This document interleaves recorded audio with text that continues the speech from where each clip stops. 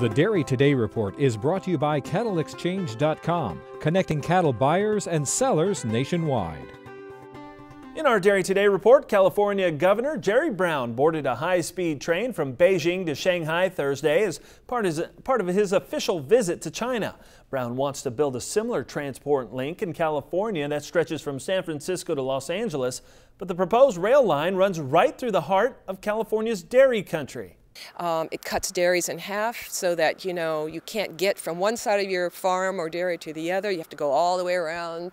It interrupts the underground system of, irrigation water, wastewater to fields, all of these things. So a lot of dairies, especially in Kings County in the center part of the state, are not happy about some of this proposed track or route that will come through. They feel they haven't been listened to, and as one person told me, the High-Speed Rail Authority, they just saw green squares on a map and thought, oh, we can cut the rail right through there and it won't affect anybody.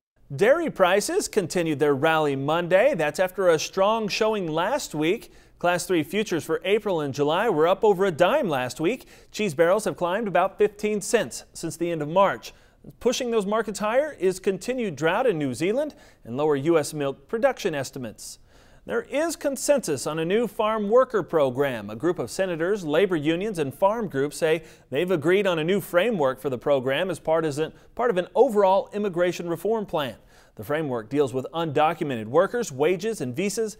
It would replace the current H-2A program. Ag Secretary Vilsack says it offers a pathway to citizenship for an estimated 500 to 700,000 undocumented workers. What do you do with those folks? And I think this would create a pathway to legitimacy. It would require these folks to pay a fine. They'd have to learn the language. They'd have to pay their taxes if they are delinquent on taxes. And they would also have to make sure that there are no criminal activities in their background. That would give them the ability to stay in the country with their families and give them encouragement to eventually become part of the United States. The Farm Bill could be taken up in Washington in the next couple of weeks. The fate of the proposed Dairy Security Act could be decided this year if a new Farm Bill is passed. Ag Day's national reporter Tyne Morgan says questions still surround what the act would mean for both producers and processors. National Milk Producers Federation CEO Jerry Kozak is confident a farm bill will be passed this year. But even as farm bill talks resume, controversy still surrounds a new Dairy Security Act. In order for us to get our farmers to transition, we have to make it simple, we have to make it affordable, and it has to work. Kozak says he understands producers and processors' questions, as eliminating 3 longtime programs comes with a great deal of change. But many producers agree it's time for something new. I know that they're trying to get something better than what we've had. And there's still a lot of questions from producers and various people in the industry about why the Market Stabilization Plan is coupled with the margin insurance in this Dairy Security Act.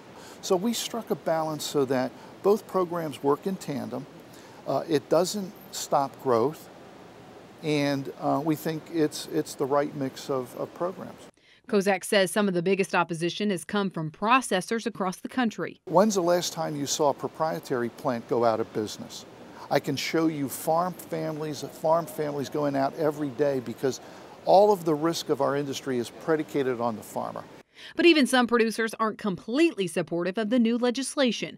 Under the Dairy Security Act, the government could periodically put limits on milk production. For Minnesota dairy producer Joe Becker, the supply management portion is creating questions regarding the future of his farm. For one thing, I farm with my brother, and between the two of us, we have 3 children that are back on the farm with us. And for us to do any kind of expansion, that may hinder that to some degree. I say, what's wrong with a program in which the farmers have some responsibility to manage their risk, but they also have a responsibility to manage the supply? Kozak says one thing producers forget is the Dairy Security Act is voluntary. From Indianapolis, I'm Tyne Morgan for Ag Day.